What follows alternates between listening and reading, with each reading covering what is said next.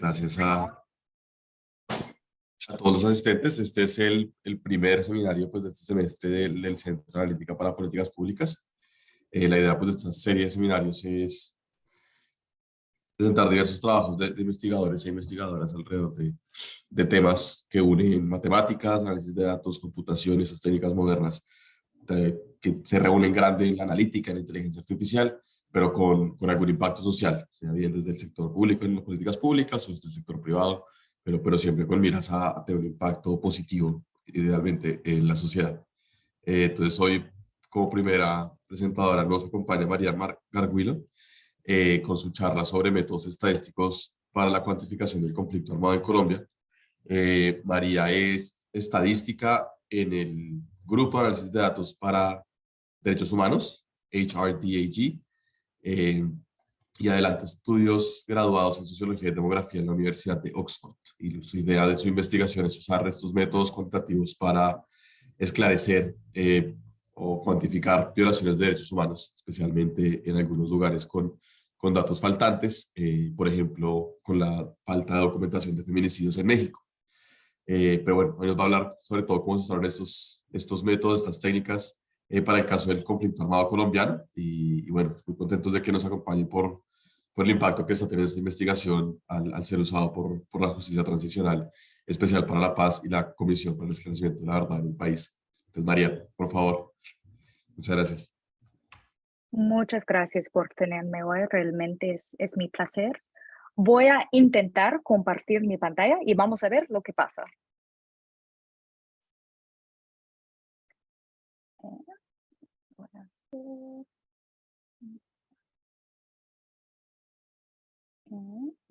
¿No? Aquí. Bueno, ¿cómo está el tamaño? ¿Todo en orden? Sí, perfecto. Perfecto. Perfecto. Una cosita, no puedo ver el chat, así si alguien tiene una pregunta de clarificación mientras que estoy hablando, por favor díganme, porque no puedo verlo. Bueno, voy a empezar. Muchas gracias por tenerme hoy. Hoy voy a hablar un poco sobre las metodologías que están detrás de algunas de las estadísticas en el informe final de la Comisión de la Verdad en Colombia. Voy a hablar sobre estadísticas de violaciones de derechos humanos. Y debo mencionar, este es una representación de un proyecto enorme entre analistas de la Comisión de la Verdad, analistas de la Jurisdicción Especial para la Paz y mis colegas en el Human Rights Data Analysis Group, HRDAG. Voy a empezar con mis agradecimientos y realmente hay un montón. Primero a nuestro equipo, las analistas de la Comisión de la Verdad, de la JEP y de HRDAG. También quiero reconocer el apoyo específico que hemos recibido por este proyecto. HRDAG también recibe fondos de donantes para nuestros proyectos, pero también hemos recibido estos fondos específicos a hacer estos análisis.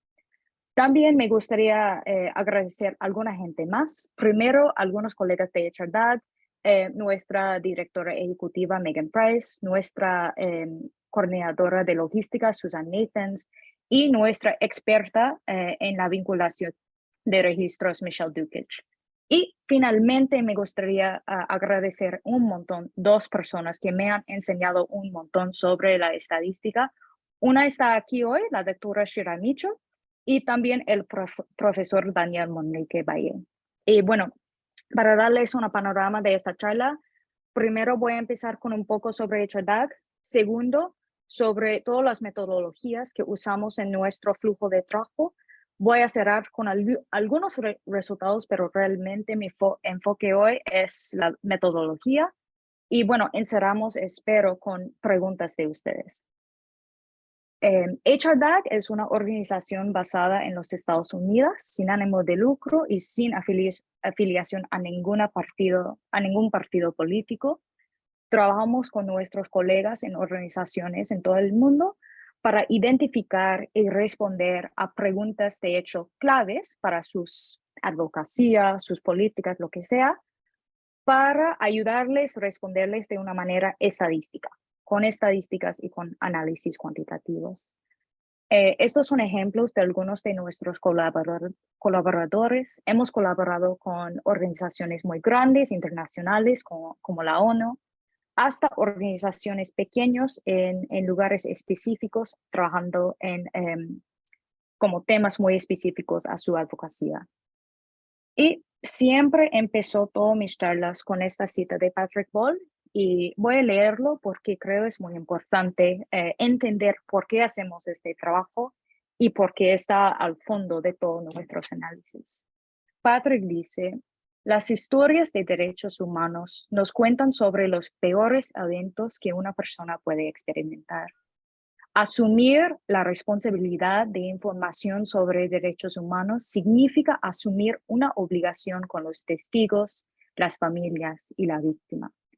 Tenemos una obligación moral de hacer el mejor trabajo técnico que sea posible para que se escuche y se crea la historia de la víctima, hacer menos y respeta el sufrimiento de la víctima.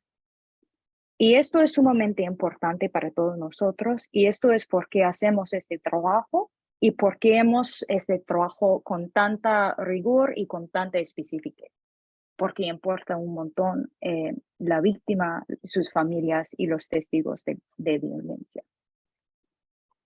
Bueno, el objetivo de este proyecto, nuestro gol es crear un análisis estadístico de patrones de violencia del conflicto armado en Colombia. Queremos integrar información contenida en varias bases de datos recopiladas por varias organizaciones. Uno de nuestros retos principales en este proyecto es abordar los efectos de información faltante. Y vamos a hablar mucho sobre información faltante o datos faltantes hoy día. Y la importancia de esta información faltante es que puede sesgar nuestros resultados y hacernos creer en una verdad que realmente no es la verdad. Hoy voy a enfocarme en este proyecto enfoca en 5 hechos de violencia: desaparición forzada, desplazamiento, homicidio o reclutamiento ilícito y secuestro, y en el periodo de 1985 hasta 2019. Hoy día principalmente voy a enfocarme en desaparición, homicidio, reclutamiento y secuestro, porque desplazamiento tiene una estructura de datos distinto que no permitirnos hacer los mismos tipos de estimaciones estadísticas. Y puedo hablar más sobre estos durante las preguntas, si hay preguntas sobre esto. Bueno, datos faltantes, ¿cómo y por qué? Primero, recopilar datos sobre hechos de violencia durante un conflicto es muy difícil, es súper peligroso y puede ser súper peligroso.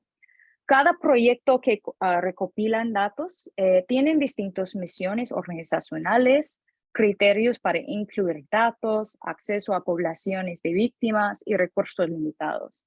Y esto significa realmente que cada fuente representa una parte distinta del mundo de víctimas, debido a sus diferencias en sus misiones, sus recursos, su acceso. Así tenemos varias cuentas que las bases de datos nos dicen sobre la violencia. Incluso cuando una fuente documenta una víctima, el registro que resulta puede faltar información crítica sobre la víctima, el responsable o el contexto de la violencia. Y hay muchas razones por las cuales esto puede ocurrir.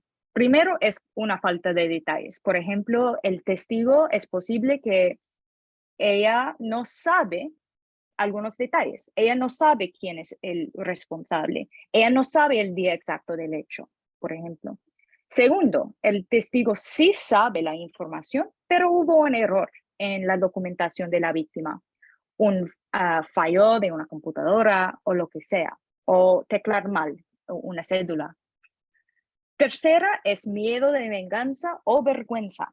Podemos imaginar varias situaciones cuando una persona no quiere reportar un acto de violencia porque tiene miedo de un ataque de un grupo armado, o porque tiene vergüenza de decir a alguien sobre esta violencia, especialmente como por ejemplo para violencia sexual. Es un ejemplo de la vergüenza.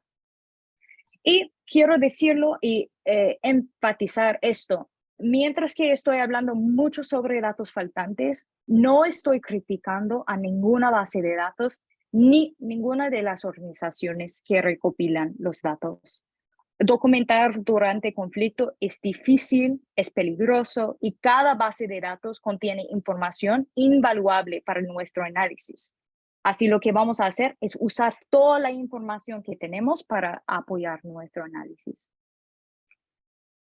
Bueno, aquí tenemos nuestro flujo de trabajo. Voy a regresar varias veces a este diagrama para decir dónde estamos, pero para darles un panorama. Primero, voy a hablar sobre la preparación de los datos. Segundo, la vinculación de registros y los variables de soporte, que están tareas distintas, pero en paralelo. Después, la imputación estadística, la estimación y, finalmente, algunos resultados. Sobre los datos, recibimos 112 bases de datos de 44 entidades del Estado u organizaciones sociales o de víctimas. Cada archivo tiene su propio formato y su propio conjunto de variables sobre la víctima, el responsable y el contexto de la violencia. Tenemos casi 13 millones de registros de víctimas de nuestros 5 hechos de interés que tienen información sobre nombre, apellido, año del hecho, departamento del hecho como información mínima. Este realmente es un montón de datos y según nuestro conocimiento, este es el proyecto de datos sobre violaciones de derechos humanos más grande en el mundo hasta la fecha. ¿Cómo preparamos los datos? Primero, la primera cosa que necesitamos hacer es seleccionar un conjunto de variables que son comunes entre archivos. Por ejemplo, algunos archivos tienen información muy específica sobre la víctima. Por ejemplo, el tipo de empleo que ellos tienen. Esto, si está faltante en el resto de las bases de datos, no podemos usar para la vinculación. Así, lo que intentamos hacer es identificar los variables en común. Segundo, después de identificarlos, necesitamos estandarizar los nombres de los variables y sus valores. Por ejemplo, algunas fuentes de información ponen el departamento con su nombre y otros con un código de DANE. Así necesitamos estandarizar estos valores para que todas las bases de datos están hablando sobre las mismas cosas en la misma lengua. Tercero, filtramos los registros que no tienen la información mínima que necesitamos para hacer la vinculación. Primero, necesitamos registros que tienen nombres y apellidos de una persona, nombre, apellido para una persona. Así es decir, que no podemos vincular colectivas o nombres anónimos. Por ejemplo, algunos registros literalmente dicen anónimo y esto no podemos incluir porque no podemos enlazar una persona sin nombre a otra persona, porque realmente no tenemos ninguna idea quién es. El año del hecho y el departamento de hecho. Y a través de los años, los expertos en HRDAG han reconocido estos como la información mínima que necesitamos para hacer los enlaces. También filtramos registros que tienen información sobre otras violaciones que no fueron el enfoque de este análisis. Esto no es decir que estas violaciones no son importantes, solo que no pudimos estudiarlo en este análisis. Ok, así después de preparar y filtrar los datos, tenemos información de esta forma. Y esta es como estilizada de alguna manera, pero esto más o menos es la forma. Tenemos una persona con un nombre, vamos a decir que estos realmente son nombres, pero para este ejemplo vamos a usar números, un departamento que está completo, un año completo, pero tenemos otras fuentes, otros campos de etnia que falta información y de responsable como ejemplo, y faltamos información.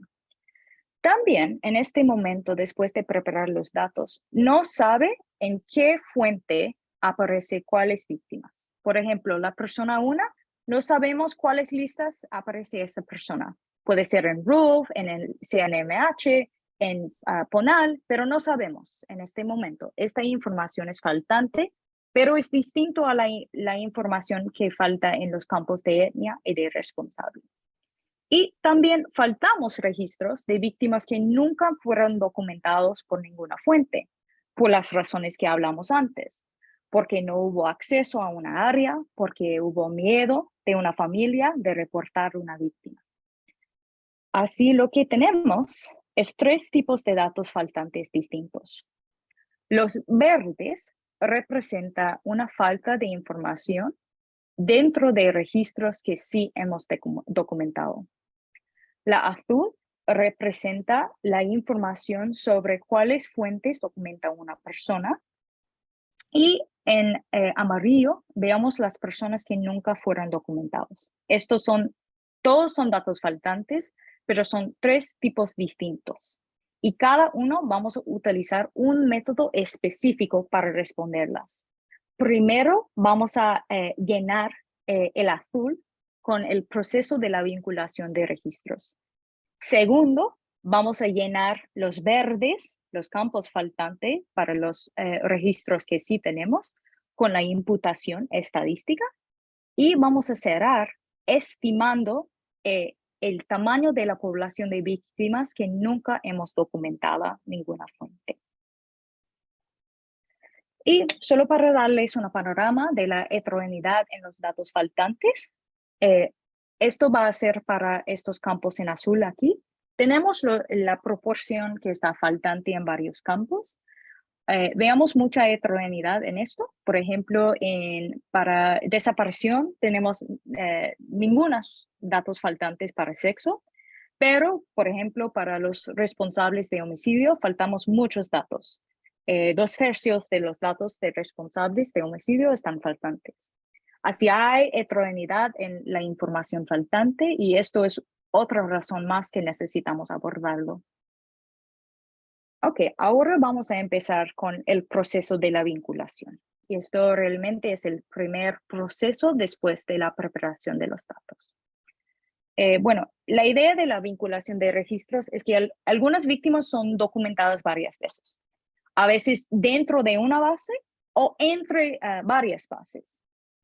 El objetivo de la vinculación es evitar el doble conteo, porque no queremos contar una persona más de una vez, y también identificar cuáles bases documentan una víctima. Esto fue la información en la columna azul, en la diagrama, y este es un insumo importante para nuestro modelo de estimación, que voy a explicar más luego. Y bueno, tenemos muchísimos datos.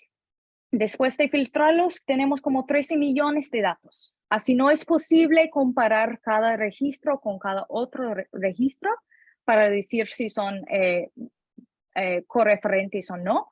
Realmente necesitamos usar modelos estadísticos y de machine learning para ayudarnos. Y nuestro proceso de vinculación consiste en 3 algoritmos o 3 pasos distintos. Bueno, primero, una nota sobre información de entrenamiento y algunos resultados. Vamos a utilizar un proceso semi-supervisado, es decir, que vamos a generar algunos datos de entrenamiento para entrenar nuestros modelos. Y una orácula, Michelle Dukic, es nuestra persona, nuestra orácula, etiqueta bloques o pares de registros identificando cuáles registros refieren a la misma víctima. Vamos a hacer esta generación de datos de entrenamiento en varios momentos durante el proceso de la vinculación. Este es un proceso iterativo y vamos a seguir como haciendo la vinculación hasta que tenemos resultados estables. Y como resultado, como he mencionado antes, empezamos con un poco menos de 13 millones de registros y concluimos con casi 9 millones de víctimas individuales, es decir, personas después de evitamos el doble conteo entre y dentro de las fuentes. El primer algoritmo que tenemos en el proceso de record linkage o de vinculación de registros es el modelo de bloques, que se llama blocking en inglés. Y nuestro goal con el modelo de bloques es identificar cuáles pares de registros tienen alguna posibilidad de ser correferentes. Otra vez, tenemos demasiados datos para comparar todos los registros. Así, este modelo de bloques es nuestra manera de reducir el tamaño del espacio que necesitamos buscar para registros que son correferentes, porque realmente algunos registros son completamente diferentes. Si una persona es Juan y otro es David y experimentaron alguna instancia de violencia en años distintos, en lugares distintos, de responsables distintos, no son la misma persona. Así vamos a usar este algoritmo para encontrar solo las víctimas que tienen alguna posibilidad de referir a la misma persona. Utilizamos un algoritmo que se llama en español ramificación y poda, en inglés branch and bound. Y este algoritmo ayudarnos en identificar reglas que usamos para agrupar registros que tienen alguna probabilidad de referir a la misma persona. Y una regla puede ser algo como la primera letra del nombre es A y el departamento del hecho es Antioquia y el año del hecho es 1990, por ejemplo. Así vamos a encontrar un grupo de reglas de esta forma para ayudarnos a identificar cuáles son los pares que tienen una posibilidad de ser correferentes. Y nuestro gol es minimizar el número de pares totales que necesitamos comparar y maximizar la cobertura de los datos de entrenamiento que han etiquetado la orácula. Queremos cobrar todas las pares positivas que han etiquetado la orácula. La segunda parte de esto, después de tenemos todas las pares que vamos a considerar como pares correferentes posibles, vamos a utilizar un modelo de clasificación para identificar cuáles pares realmente son correferentes. Vamos a usar un algoritmo de Random Forest con XGBoost, que es el paquete de software. Y en esto vamos a calcular el puntaje que dos registros refieren a la misma víctima. Y uno de los insumos importantes a este modelo es la generación de una serie de campos adicionales para ayudar el algoritmo. Porque en etiquetar los pares, la orácula está utilizando toda la información que contiene el registro, pero a veces está estudiando cosas como las primeras letras de un nombre, la distancia entre fechas para ayudar su etiquetado, su manera de etiquetar los datos. Así vamos a añadir un montón de campos adicionales para ayudar el algoritmo, el modelo de Random Forest. Así en nuestro caso hemos generado más de 100 campos adicionales como comparaciones, como por ejemplo la distancia Jarrow-Winkler entre nombres o una distancia entre fechas, utilizando información de 54 campos distintos para ayudar este modelo en identificar cuáles pares son correferentes. Y otra vez, el resultado de esto no es un sí o un no, es un puntaje. Y vamos a utilizar este puntaje para agrupar los resultados. Así, a los finales del modelo de clasificación, y este es un modelo de clasificación binario, un par de registros sí es un par o no es un par. Vamos a utilizar los puntajes resultantes para agrupar todos los pares a grupos que corresponden a la misma víctima. Y esto tiene dos pasos. Primero, vamos a conectar todos los registros que tienen puntajes de coincidencia baja, pero no cero. En nuestro ejemplo, vamos a utilizar toda la información, todos los pares que tienen un puntaje más que 0.2. Y después de tener esto, y esto va a resultar en lo que voy a decir es grupos muy grandes. Y es posible que tenemos dentro de estos grupos grandes muchos registros que realmente no pertenecen a la misma persona.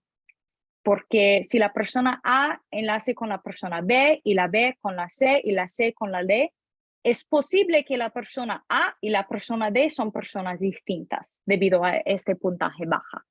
Así lo que vamos a hacer es usar el algoritmo de agrupamiento jerárquico aglomerativo para cortar el árbol identificar los subgrupos que son más similares, que realmente sí refieren a la misma persona, a la misma víctima. Y para hacer esto vamos a utilizar el software FastCluster de Python. Y después de todo esto, después del bloque del modelo de clasificación y de este modelo de agrupamiento, lo que podemos decir es que hemos identificado las víctimas únicas. Y ahora tenemos una lista de todas las víctimas únicas y en cuáles fuentes aparecen las víctimas. Y después de tener el vínculo de registros, pues realmente en paralelo, vamos a crear varias variables de soporte. Y la razón por la cual estamos haciendo esto es porque, primero, faltamos muchos datos. Necesitamos algo para apoyar el proceso de imputación. Y vamos a reconocer que las bases originales tienen una riqueza de información que puede mejorar el modelo de imputación, pero que no pudimos usar para la vinculación de registros, porque los campos son específicos a uno o dos bases de datos y no compartidos por muchos. Así, lo que va a hacer las variables de soporte es capturar esta información heterogénea, otra vez porque cada archivo tiene su propio formato, que es distinto, y no estandarizada en las bases originales. Y bueno, creamos tener algo que está fuertemente correlacionado con las variables que queremos imputar, pero no colineal, y que no está faltante para todos los registros del conjunto de datos completo, porque si estamos creando una columna con más datos faltantes, bueno, esto no va a solucionar nuestro problema de datos faltantes. Así, estos son los dos criterios para las variables de soporte. Así, lo que vamos a hacer para preparar los datos para derivar estas variables de soporte es que vamos a convertir cada registro original en su forma original antes de estandarizar, antes de seleccionar columna, en una sola secuencia de palabras. Así vamos a convertir desde un spreadsheet de Excel hasta una secuencia de palabras. Después vamos a preparar la secuencia según como las cosas usuales. Vamos a convertir palabras en su lema, eliminar palabras vacías, etc. Y finalmente vamos a crear una lista de las 2000 palabras más comunes entre todos los registros y vamos a convertir para cada registro cada palabra en un índice en esta lista. Es decir, si la palabra, no sé, FARC es la palabra 5 en esta lista, en cada instancia donde veamos la palabra FARC, vamos a reemplazarlo con el número 5. Y bueno, vamos a crear un modelo para tomar esta secuencia de palabras como un insumo. En nuestro caso, utilizamos un neural net, un red neural de tipo memoria a largo corto plazo. Esto es un LSTM por sus siglas en inglés. Y para esto usamos TensorFlow y Keras. Vamos a entrenar este modelo y vamos a crear un modelo para cada campo faltante, utilizando la información de los registros que no faltan en este campo. Es decir, para sexo, vamos a crear dos modelos. Vamos a crear un modelo para hombres para predecir el valor hombre y otro modelo para predecir el valor mujer, como ejemplo. Para cada modelo, vamos a elegir registros aleatoriamente, y estos son registros que no falta información, para balancear la cantidad de registros que cumplen con el criterio o no cumplen con el criterio. Por ejemplo, para sexo, vamos a tener un balance entre los registros que tienen hombre y que tienen no hombre, o en este caso, mujer. Vamos a dedicar 75% de los datos que no faltan para entrenar el modelo y el otro 25% para probar el ajuste. Y otra vez, el resultado es un puntaje.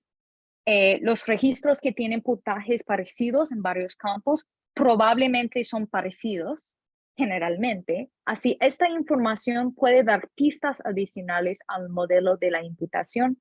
Y otra vez, en este caso, estamos utilizando toda esta riqueza de información sobre los registros originales que no pudimos usar para el vínculo de los registros. Hacia ahora estamos aquí, hemos preparado, hemos vinculado y creado los variables de soporte. Hacia ahora pasamos por la imputación. Y bueno, el goal de la imputación es llenar campos faltantes dentro de registros incompletos de víctimas documentadas. Así estamos hablando sobre las víctimas documentadas, pero algunos campos faltan, así necesitamos llenarlos.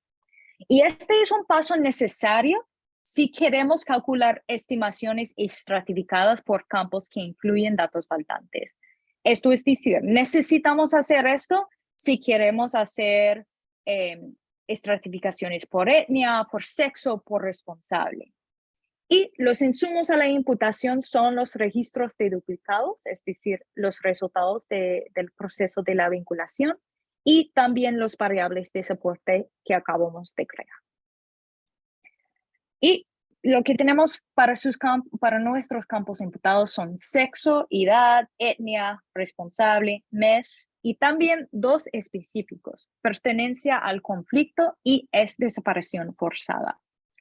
Sexo, edad, etnia, responsable, mes y perpetrador son como típicos del tipo de imputación, pero pertenece al conflicto y es desaparición forzada son un poquito distintos porque originalmente no tienen datos de entrenamiento, porque no hubo columnas para decir, bueno, este refiere al conflicto, este es una desaparición versus una desaparición forzada. Pero fue importante para la comisión tener estas distinciones. Así generamos datos de entrenamiento para estas dos columnas, es decir, creamos registros que sí sabemos son relacionados al conflicto y sí no sabemos son relacionados al conflicto, y también para desaparición forzada. Y también imputamos estos dos indicadores. Hacemos la imputación utilizando imputación múltiple con el algoritmo que se llama Predictive Mean Matching y utilizamos el software de MICE. La idea con la imputación múltiple es que cuando información falta, realmente tenemos incertidumbre en lo que debe ser el valor verdadero.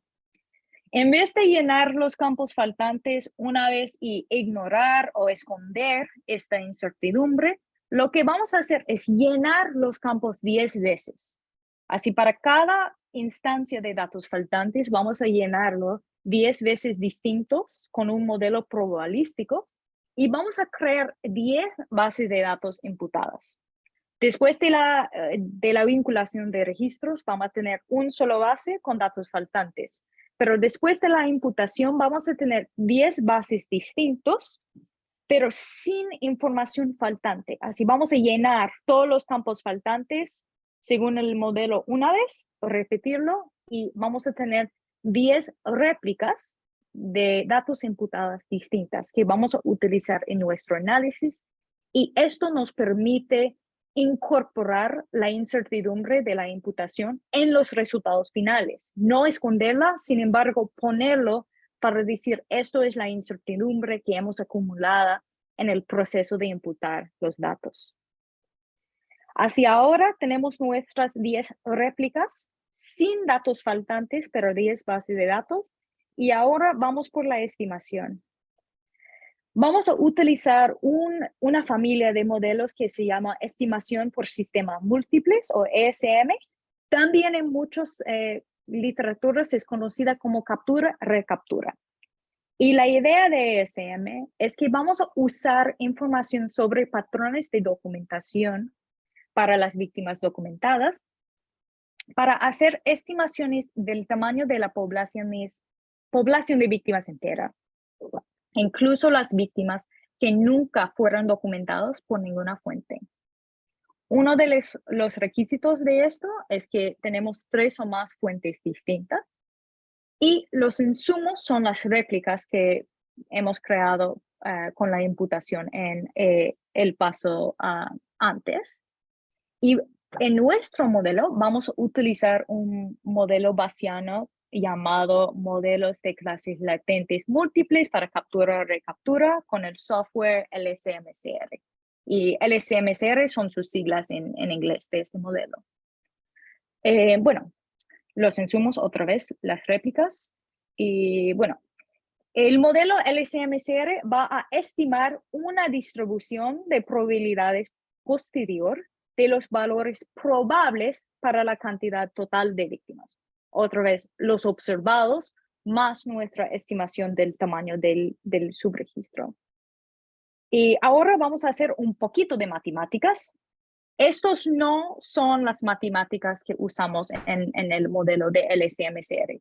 Esto solo es para darles una intuición sobre cómo funciona estimación por sistemas múltiples. Así vamos a pensar en dos listas, la lista A y la lista B. Y cada lista documenta algunas personas, algunas víctimas en este caso. En la lista A tenemos estas víctimas que están dentro del círculo de verde oscuro, y el B, los que están dentro del círculo de azul, de verde, claro. Y lo que queremos estimar es la cantidad N, que es la cantidad de víctimas totales, pero desconocido. Así vamos a empezar con algunas cosas. Primero, la probabilidad de estar en la lista A es el número de personas que están en la lista A, que vamos a decir es A, sobre N, el tamaño total de la población. Este es desconocido, pero podemos ponerlo en nuestra probabilidad. Y el mismo para B. Para B tenemos el total de personas que están en la lista B sobre el tamaño del universo de víctimas. Otra vez desconocido, pero podemos ponerlo aquí. Y la tercera cantidad que nos interesa es la cantidad M. Y M significa la traslape entre las dos listas. En nuestro proyecto identificamos esta traslape por el proceso de la vinculación. Vamos a identificar, estos son las personas documentadas en A, estos en B y estos en ambos A y B. Y lo que tenemos aquí es el traslape está en azul, y lo que tenemos es el traslape es M, M sobre N. Pero podemos reescribir esta cantidad con el supuesto que las listas están independientes. Esto usualmente es una supuesta bien fuerte y preferimos no hacer exactamente este supuesto, pero en este ejemplo vamos a hacerlo. Y si supongamos que las listas son independientes, lo que tenemos es que la probabilidad de estar en la intersección de las listas es la probabilidad de estar en la lista A sobre N, por la probabilidad de estar en la lista B sobre N. Así lo que tenemos es A por B sobre N cuadrado.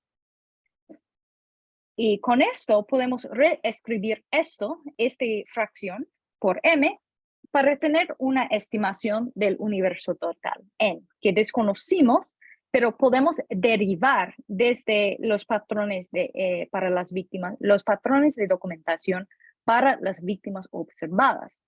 Así, en este caso sencillo, lo que tenemos para nuestra estimación para el tamaño de la población es el tamaño de la lista B por el tamaño de la lista B sobre el tamaño de la intersección de las dos listas.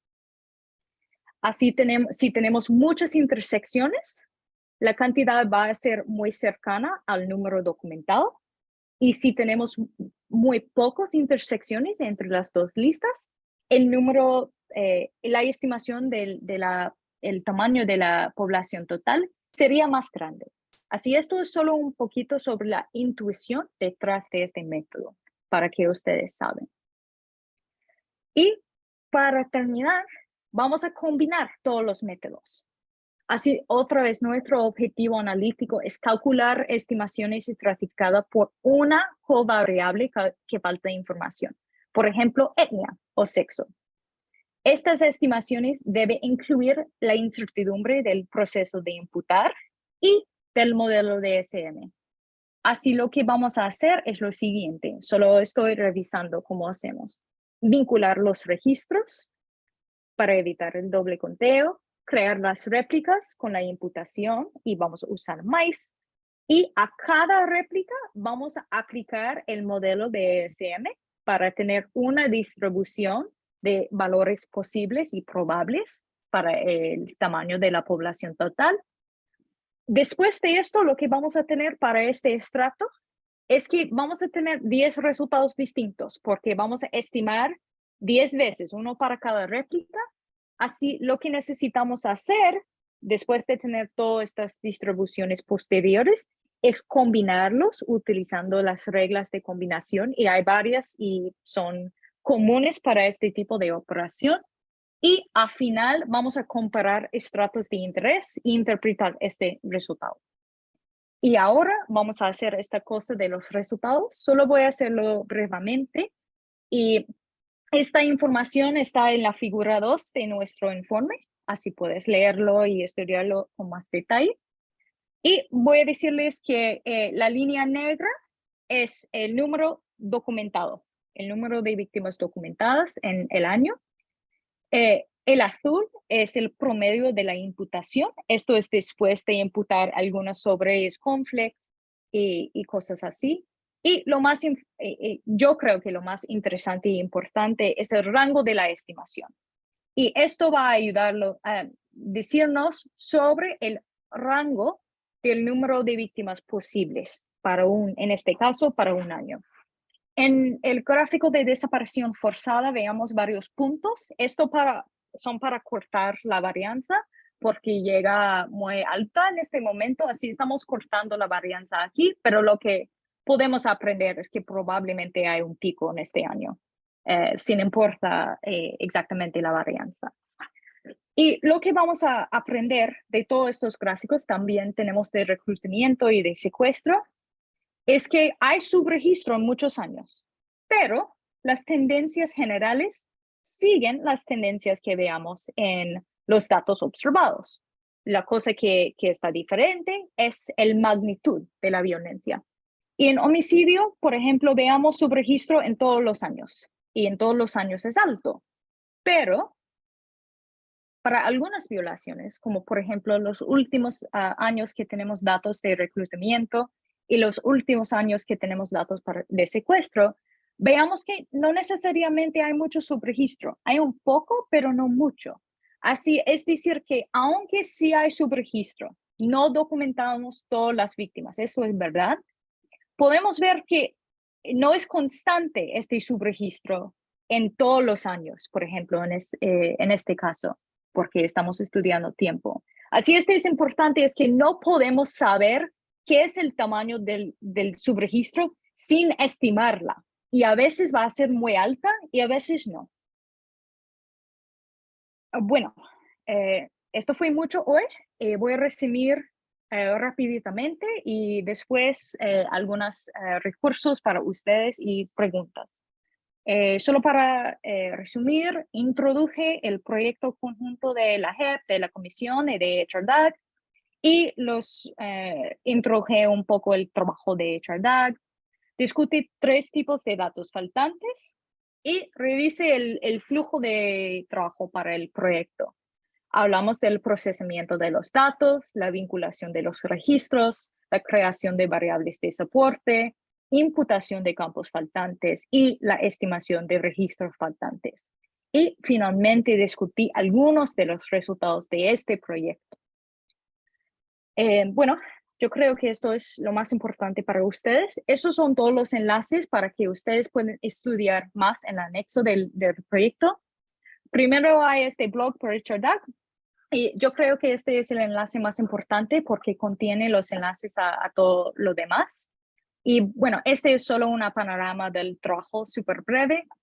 El segundo enlace es el anexo técnico que tiene toda la información que hablé hoy y también mucho más información sobre el proyecto y nuestros métodos y resultados. Tenemos una página con como 20 preguntas frecuentes sobre este proyecto. Y finalmente, Dani hizo un concepto técnico sobre nuestro proyecto que les invito a leer si tienen interés. Y finalmente tengo varias diapositivas con varias referencias si quieren leer más.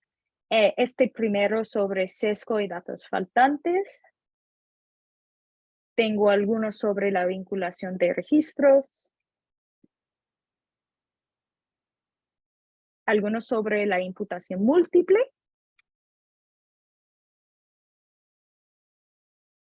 Y finalmente, algunos sobre la estimación por sistemas múltiples. Y bueno, voy a cerrar aquí. Muchas gracias. Cualquier pregunta me puedes pedir ahora o enviarme un correo. Y bueno, si quieres saber más sobre HRDAG, puedes suscribir a nuestro newsletter. Bueno.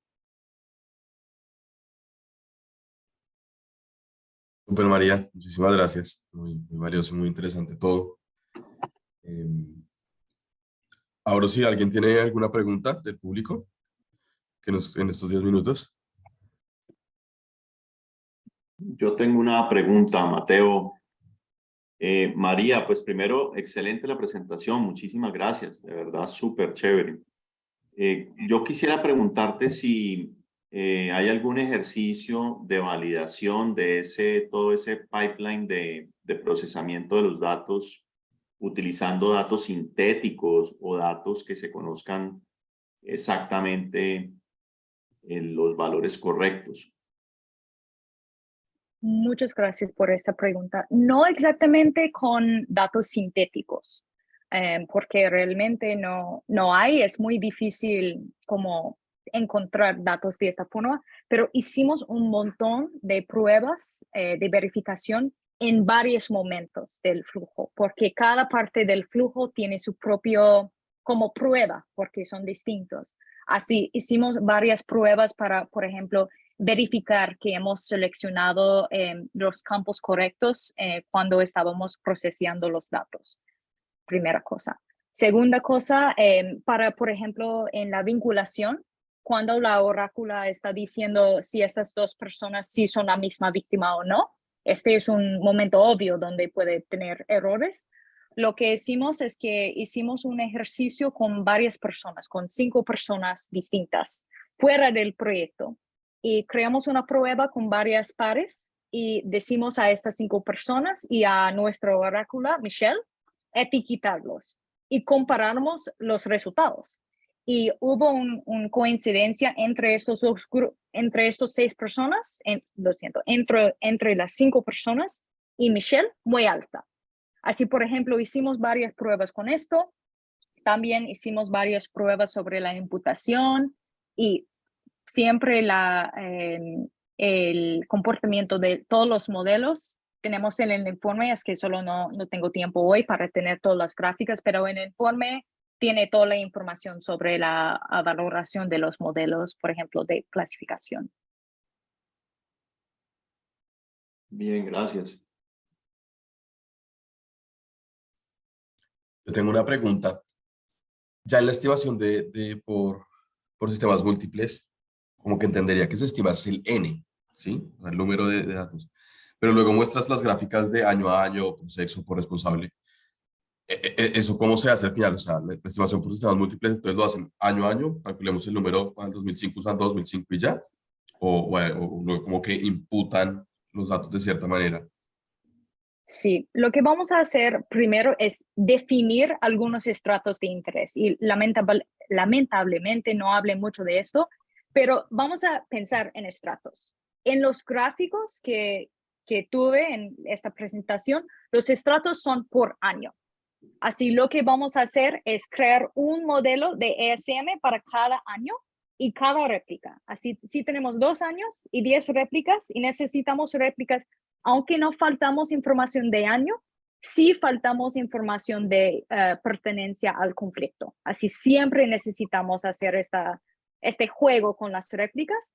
Lo que vamos a hacer es que para 2005, un modelo de ESM para la réplica 1, 2, 3, 4, hasta 10. 2006, otro modelo. Idealmente, lo que tenemos es un modelo jerárquico, donde podemos compartir información entre todos los estratos. esto sería ideal, compartir información de, no sé, 2005 a 2006, porque lógicamente probablemente hay relacionado de alguna manera, pero en este momento esto está justo a la frontera de la ciencia y no tenemos un modelo jerárquico para compartir en este momento.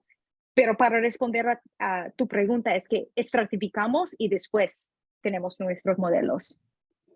Sí, de acuerdo. Mi pregunta también iba con esa dirección, como que se pierde igual información si uno hace la estimación para cada estrato en lugar de buscar todo. Pero, y otra pregunta, ¿y coinciden esas estimaciones? Si yo hago año a año y sumo, ¿es lo mismo que si cojo todo y estimo? ¿Coinciden? No deberían, pero ¿qué tan lejadas están? Sí, usualmente, si por ejemplo vas a hacer estimaciones por solo año y por sexo y año, como por ejemplo, y si queremos sumar las de sexo y año hasta año, lo que hemos encontrado es que sí hay mucha coincidencia en las líneas, es decir, hay mucho traslape en las líneas si tenemos solo por año y por sexo y año, que es una cosa muy buena, pero no es exactamente, es que los rangos traslape, pero hay algunas diferencias. Tenemos un modelo probabilístico y también hay algunas dificultades cuando tenemos estratos más finos, porque es posible que, por ejemplo, algunos estratos no podemos estimar porque no tenemos 3 listas de datos en este estrato. Si, por ejemplo, si estratificamos por sexo, departamento, mes del año y año de edad, es posible que para los niños de 5 años en este departamento en este momento no tenemos 3 listas, tenemos muy pocos datos.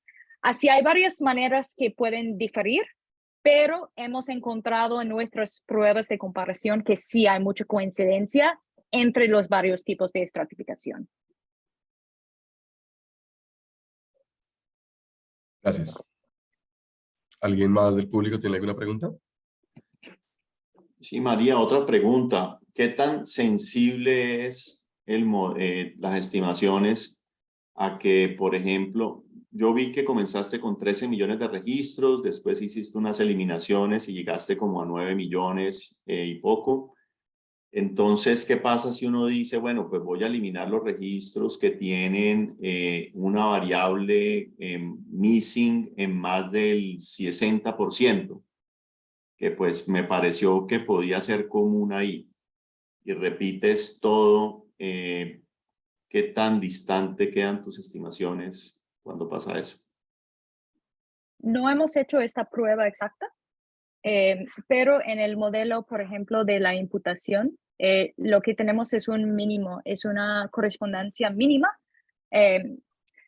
Los variables que incluimos en la imputación necesitan tener una correlación mínima al resultado para ser incorporados. Así este es un momento de quitar variables que no tienen mucha información para ayudar la imputación, pero no hicimos esta prueba directamente. Un problema con los datos faltantes es que no son faltantes aleatoriamente.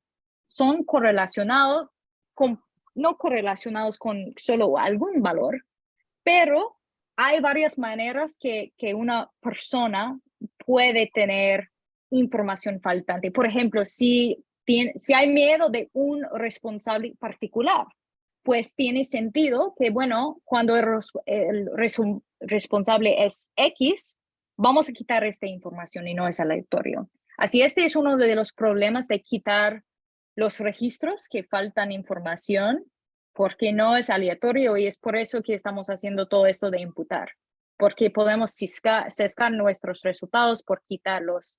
Y también algunos de los campos, aunque tienen mucha información faltante como responsable, tienen mucha información faltante. Bueno, no vamos a quitar o ignorar esta columna porque es importante por ejemplo, la comisión.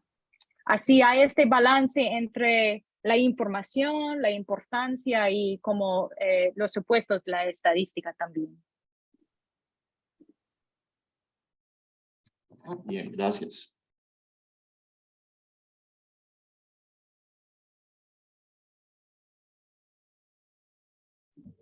Bueno, creo que yo tengo más preguntas, pero luego te las hago llegar. Si nadie más en el público tiene, pues muchísimas gracias, María, nuevamente. Que gran trabajo y también un muy buen punto medio entre la rigurosidad técnica y que sea esto accesible a todo el público. Incluso en el informe escrito también sentí eso. Entonces, los felicito por el trabajo. Muchísimas gracias y un feliz resto de día y fin de semana para todos. Nos vemos el próximo mes. Muchas Muchas gracias. gracias, María, que estén muy bien. Chao, Mateo. Chao, gracias. Chao.